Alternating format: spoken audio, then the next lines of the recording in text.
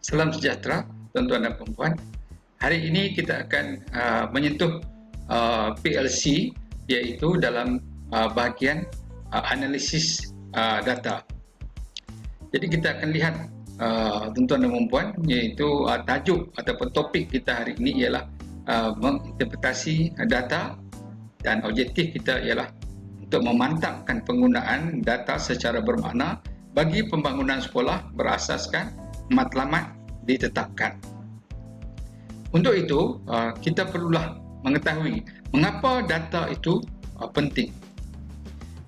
Mengikut Killian dan Bellamy, understanding and using data about schools and student performance are fundamental to improving schools. Without analyzing and discussing data, schools are unlikely to identify and solve problems or know how they are progressing towards achievement. Data are the fuel of school reform. Ini ialah kepentingan data di sekolah. Dan kita lihat bagaimana kitaran data itu bermula.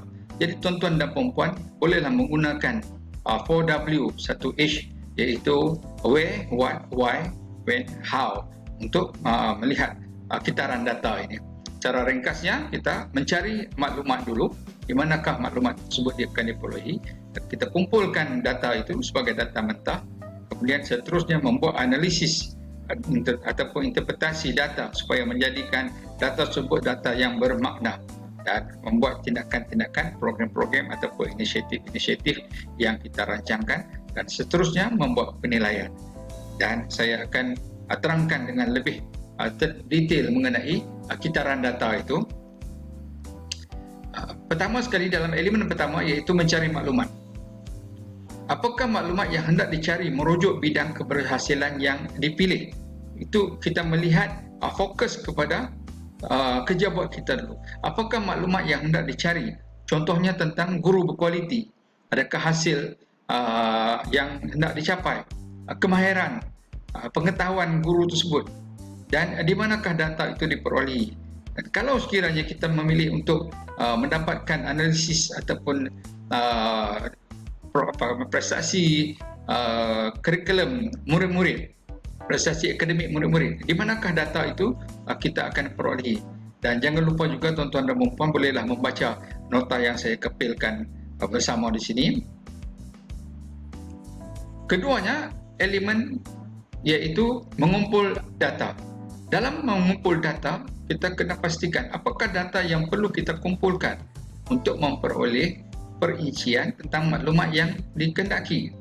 Apakah data tersebut berguna ataupun signifikan, dan apakah korelasi dengan fokus point kita. Apakah pemboleh ubah yang boleh mengukur pengetahuan guru kalau kita mencari data-data mengenai guru? Adakah kelayakan guru? Apakah data yang hendak kita gunakan? Adakah kita akan menggunakan kelayakan akademik? Begitu juga dengan pelajar. Bagaimana kita mendapatkan data kehadiran ataupun kita mendapatkan data prestasi akademik? Di mana kita perolehi dan kita kumpulkan data-data ini yang kita anggap sebagai data mentah, iaitu data-data yang tidak memberi apa-apa makna, cuma hanya menunjukkan statistik-statistik tertentu. Masuklah bahagian elemen yang ketiga, iaitu keperluan menganalisis dan membuat interpretasi terhadap data-data mentah tadi. Keperluan ini adalah perlu untuk kita menjadikan data-data tersebut sebagai data yang bermakna. Analisis data adalah proses meneliti, menyusun atur, mengkategorikan respons dan mempamerkan data untuk menghasilkan maklumat bermakna dan membuat rumusan. Manakala interpretasi data pula adalah satu proses mengaplikasi data yang telah dianalisis dan dipersembahkan secara bermakna dalam menentukan perbezaan, persamaan, lompang, sebab akibat, keputusan yang mengambil kira pelbagai faktor.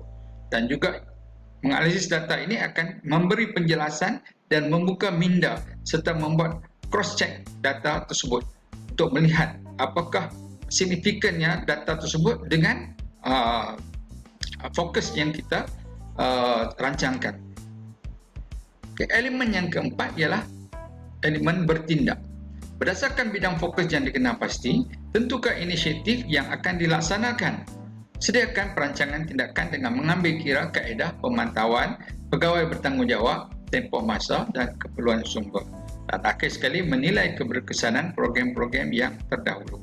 Iaitu dalam langkah pertama kita telah menentukan fokusnya dan juga mendapatkan data. Perhatikan di manakah data itu tersebut diperolehi, dan seterusnya membuat analisis dan juga membuat penilaian terhadap data tersebut supaya menjadikan data tersebut data yang bermakna. Dan yang ketiga ialah membuat keputusan terhadap inisiatif yang kita rancangkan. Dan elemen yang kelima ialah membuat penilaian terhadap inisiatif tersebut. Pentaksiran proses adalah berdasarkan data pemantauan dan evidens pelaksanaan yang dikumpulkan. Jadi di sini ialah pentingnya penilaian itu ialah untuk dengan melihat proses pelaksanaan dan juga pemantauan serta evidens yang telah kita laksanakan. Cuma cabarannya ialah adakah langkah data tersebut digunakan secara bermakna dalam membuat keputusan bagi tindakan dalam proses penambahbaikan. Dan dalam penilaian ini juga kita harus melihat langkah yang kedua, iaitu merujuk dapatan penilaian yang dikumpulkan, menilai proses kerja tuan-tuan dan puan-puan, menilai proses kerja yang telah dilaksanakan dan hasil kerja yang telah dicapai merujuk kriteria kejayaan telah ditentukan, iaitu pertama sekali melihat proses kerja yang dilaksanakan dan melihat adakah dia mempunyai korelasi terhadap hasil kerja yang telah dicapai serta adakah dia telah memenuhi kriteria kejayaan yang kita rancangkan. Kemudian seterusnya melakukan refleksi terhadap proses dan hasil kerja tersebut, mengambil kira kos sebenar yang telah digunakan, dan akhir sekali memberi pertimbangan terhadap status keseluruhan pelaksanaan inisiatif, iaitu membuat penilaian semula adakah program tersebut perlu diteruskan ataupun perlukan penambahbaikan dalam aspek-aspek yang tertentu. Merujuk hasil dan refleksi penilaian, merumus sama ada untuk meneruskan perancangan tindakan sedia ada atau membuat modifikasi atau membuat tindakan pembetulan atau melaksanakan penambahbaikan terhadap perancangan tindakan, dan meneruskan pengumpulan data untuk mentaksir kesan perancangan tindakan yang dilaksanakan terhadap bidang fokus ditentukan. Iaitu ini satu proses pusingannya, maka pusingannya akan patah balik kepada pusingan yang pertama, iaitu meneruskan pengumpulan data sekiranya terdapat kelemahan-kelemahan di dalam pelaksanaan analisis data tadi.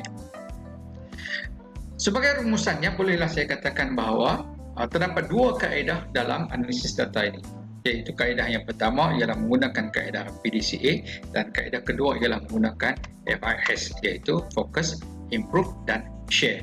Dalam kaedah pertama PDCA tadi saya terangkan dengan panjang lebar, tapi secara ringkasnya bolehlah kita lihat dalam kanvas pelaksanaan penambahbaikan ini, iaitu pertamanya dalam capacity inputnya, iaitu memilih data-datanya dan membuat analisis terhadap data-data tersebut, membuat pelaksanaan intervensi serta membuat penilaian di sini, dan seterusnya untuk melihat outcome-nya ataupun output-nya. Output-nya sekiranya output tersebut berkesan ataupun mempunyai kelemahan, maka kita lihat semula proses dan juga melihat semula input tadi, di mana kekuatan dan kelemahan proses dan input tadi, supaya kita boleh membuat satu penambahbaikan semasa kita membuat presentation ataupun membuat fungsian nanti. Begitu juga sekiranya matlamat kita berfokuskan kepada outcome, maka kita perlu juga melihat proses dan juga melihat input data-data tadi untuk mengenal pasti kekuatan dan kelemahan. Dan sekiranya outcome tadi mempunyai berkaitan dengan output, maka kita perlu melihat kedua-duanya ini dengan melihat juga proses dan capacity serta maklum balas daripada klien kita, dan barulah kita mampu untuk membuat penambahbaikan yang baik.